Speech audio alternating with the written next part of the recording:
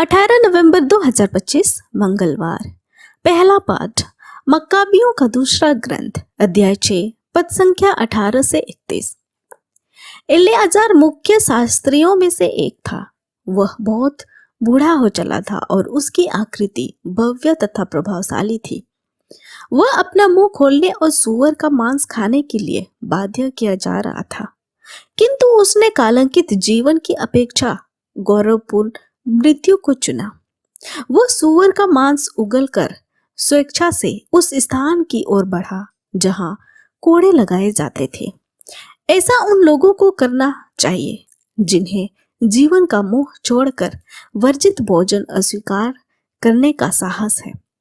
उस अवैध भोजन का प्रबंध करने वाले एलियाजार के पुराने परिचित थे।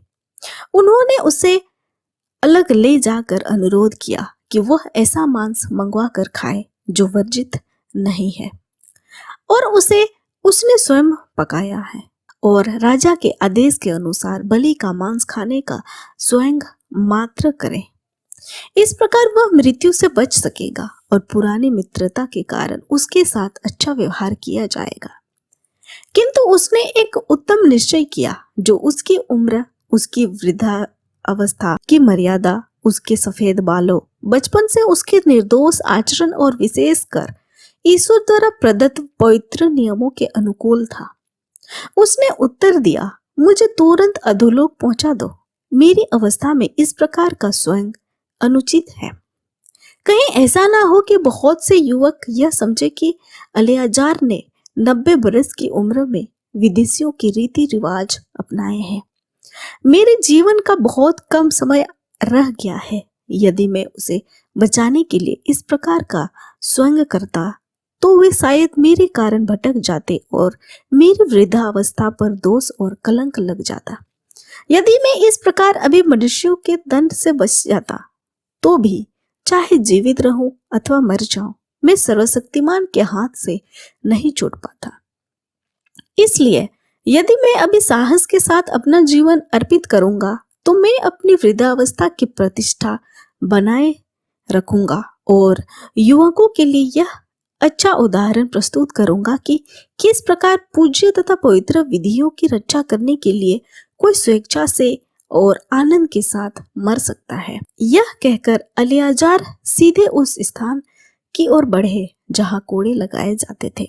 जो पहले उनके साथ सहानुभूति दिखलाते थे, वे अब उसके साथ दुर्व्यवहार करने लगे, क्योंकि एलियाजार ने उनसे जो कहा था वह उन्हें मूर्खता ही लगी।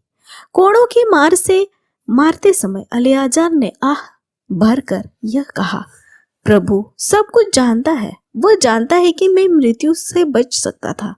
मैं कोड़ों की मार से जो पीड़ा अपने शरीर में भोग रहा हूं, उसे अपनी आत्मा से स्वेच्छा से स्वीकार करता हूं, क्योंकि मैं उस पर श्रद्धा रखता हूं। इस प्रकार वह मर गया और उसने मरते समय न केवल युवकों के लिए बल्कि राष्ट्र के अधिकांश लोगों के लिए साहस तथा धैर्य का आदर्श प्रस्तुत किया। यह प्रभु की वाणी है। ईश्वर को धन्यवाद। भजन अनुवाक्य। प्रभु मुझे संभालता है। हे प्रभु, कितने ही मेरे शत्रु, कितने ही मुझसे विद्रोह करते हैं, कितने ही मेरे विषय में यह कहते हैं, उसका ईश्वर उसकी सहायता नहीं करता। अनुवाक्य। प्रभु मुझे संभालता है। हे प्रभु, तू ही मेरी ढाल और मेरा गौरव है। तू ही मेरा सिर ऊपर उठाता है। जो ही प्रभु की दुहाई देता हूँ, वह अपने पवित्र पर्वत से मुझे उतार देता है। अनुवाक्य। प्रभु मुझे संभालता है। मैं अपनी सैया पर लेटकर सो जाता और फिर जगता हूँ, क्योंकि प्रभु मुझे संभालता है। मैं उन लाखों शत्रुओं से नहीं डरता जो चारों ओर मेरे विरुद्ध खड़े हैं। अनुवाक्य। प्रभु मुझे संभालता है। जय घोष। हालेलुया। ईश्वर ने हमको पहले प्यार किया और हमारे पापों को प्रायश्चित के लिए अपने पुत्र को भेजा। हालेलुया। संत लूकस के अनुसार आज का पवित्र सुसमाचार अध्याय 19 पद संख्या 1 से 10। यीशु यरीको में प्रवेश कर आगे बढ़ रहे थे। जक्कैयस नामक एक प्रमुख और धनी नाकेदार यह देखना चाहता था कि यीशु कौन है, परंतु वह छोटे कद का था, इसलिए वह भीड़ में उन्हें नहीं देख सका। वह आगे दौड़कर यीशु को देखने के लिए एक गूलर के पेड़ पर चढ़ गया, क्योंकि वह उसी रास्ते से आने वाले थे। जब यीशु उस जगह पहुंचे तो उन्होंने आंखें ऊपर उठाकर जैकियुस से कहा, जैकियुस, जल्दी नीचे आओ, क्योंकि आज मुझे तुम्हारे यहाँ ठहरना है। उसने तुरंत उतरकर आनंद के साथ अपने यहाँ यीशु का स्वागत किया। इस पर सब लोग यह कहकर भुनभुनाने लगे, वह एक पापी के यहाँ ठहरने गए। जैकियुस ने दृढ़ता से प्रभु से कहा, प्रभु, देखिए, मैं अपनी आधी संपत्ति गरीबों को दे दूंगा, और मैंने जिन लोगों के साथ किसी बात में बेईमानी की है उन्हें उसका चौगुना लौटा दूंगा।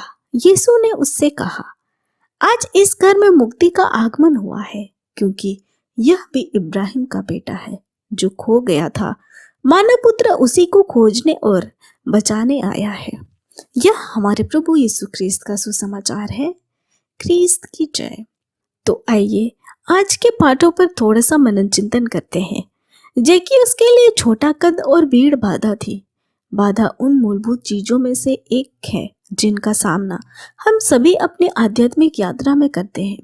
जिस क्षण से हम यीशु का अनुसरण करने का निर्णय लेते हैं, उसी क्षण से हमारे जीवन में बाधाएं और जटिलताएं आ जाती है। जैकियुस जैसे व्यक्ति के लिए यीशु को देखने के लिए पेड़ पर चढ़ना एक शर्मनाक बात थी। अगर कोई उसे चढ़ते हुए देखता तो वे उसका मजाक उड़ा सकते थे, लेकिन जैकियुस ऐसा करने के लिए तैयार था, क्योंकि वह उस बाधा को दूर करना चाहता था जिसने उसकी दृष्टि में अवरोध कर दिया था।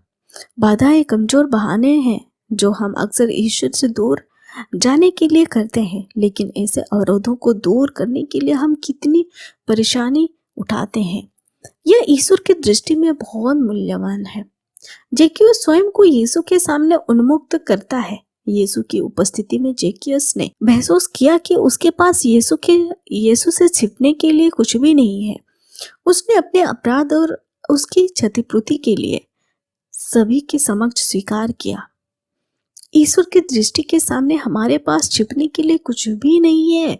यीशु उसे और उसके घराने को आशीष देते हैं।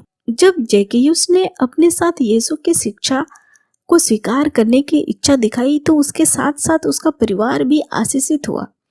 इब्राहिम के साथ उसके परिवार को भी आशीष मिली। इस्राएल के लोगों के साथ साथ मूसा और दाऊद को भी आशीष दी गई। प्रेरित चरित्र में हम पढ़ते हैं, आप प्रभु ईश्वर में विश्वास कीजिए तो आपको और आपके परिवार को मुक्ति प्राप्त होगी। एक व्यक्ति के माध्यम से ईश्वर उसके आसपास के लोगों, परिवार, पड़ोस, समाज, देश और पूरे ब्रह्मांड को आशीर्वाद देते हैं।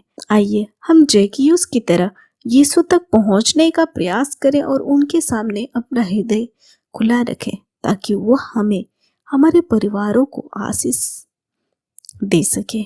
आमीन। आप सभी को जय यीशु।